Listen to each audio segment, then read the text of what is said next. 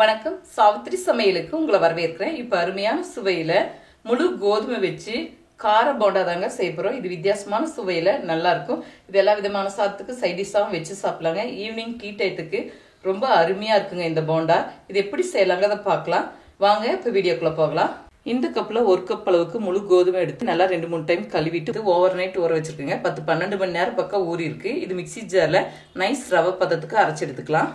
நல்லா தண்ணியை வடிச்சிட்டுங்க, கொஞ்சமாக தண்ணி விட்டு கொஞ்சம் கெட்டியாக அரைச்சி எடுத்துக்கலாங்க. கொஞ்சம் கொஞ்சமாக தண்ணி விட்டு நல்லா ஓரளவுக்கு கெட்டியாக நைஸ் ரவை பதத்துக்கு அரைச்சி எடுத்துக்கும் போது சரியாக இருக்குங்க. இப்போ நைஸ் ரவை பதத்துக்கு அரைச்சி எடுத்தாச்சுங்க. ஒரு பாத்திரத்தில் ஊற்றிக்கலாம். பாருங்கள், அரைச்ச மாவு கூட 1/4 கப்லேருந்து ஒரு 1/2 கப் வரைக்கும் நம்ம அரிசி மாவு சேர்த்துக்கலாம். நான் இப்போ 1/4 கப்புக்கு கொஞ்சம் கூடுதலாக பச்சரிசி மாவு எடுத்துருக்கேங்க. இதை சேர்த்துக்கலாம்.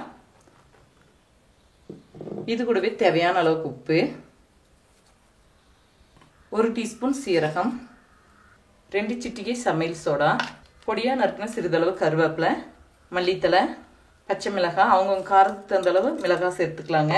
ஒரு பெரிய சைஸில் பெரிய வெங்காயம் பொடியாக நறுக்கி வச்சுருக்குங்க. சின்ன சைஸாக இருந்தால் 2 எடுத்துக்கலாம். இதெல்லாம் நல்லா ஒன்று சேர கலந்துக்கலாங்க. எல்லாமே நல்லா பொடியாக நறுக்கி சேர்த்திக்கும் போது சரியாக இருக்கும். இப்போ மாவு நல்லா ஒன்று சேர பசைஞ்சு வச்சாச்சுங்க. இது கூட கொஞ்சம் உப்பு பத்தலை, உப்பு சேர்த்துக்கலாம்.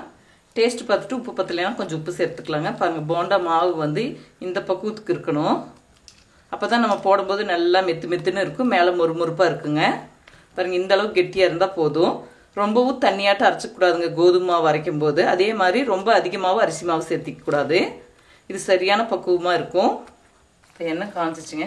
கொஞ்சம் கொஞ்சமாக மாவை போட்டுக்கலாம். ரொம்ப பெரிய சைஸில் இல்லாமல் ரொம்ப சின்ன சைஸில் இல்லாமல் மீடியம் சைஸில் போண்டா கிள்ளி போட்டிருக்கேங்க. போட்ட உடனே திருப்பி விடக்கூடாதுங்க. ஒரு 2 நிமிஷம் நல்லா வெந்த வரைக்கும் தான் திருப்பி போட்டுக்கணும். இப்போ திருப்பி விட்டுக்கலாம். இந்த மாதிரி நல்லா திருப்பி போட்டுக்கணுங்க. ஓரளவுக்கு செவந்து வரும்போது எடுத்துக்கிட்டால் சரியாக இருக்கும். இப்போ நல்லா செவந்து வந்துருச்சுங்க.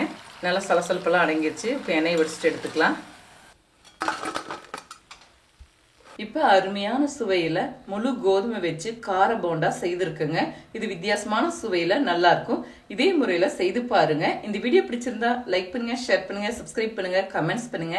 அடுத்த வீடியோவில் சந்திக்கலாம்.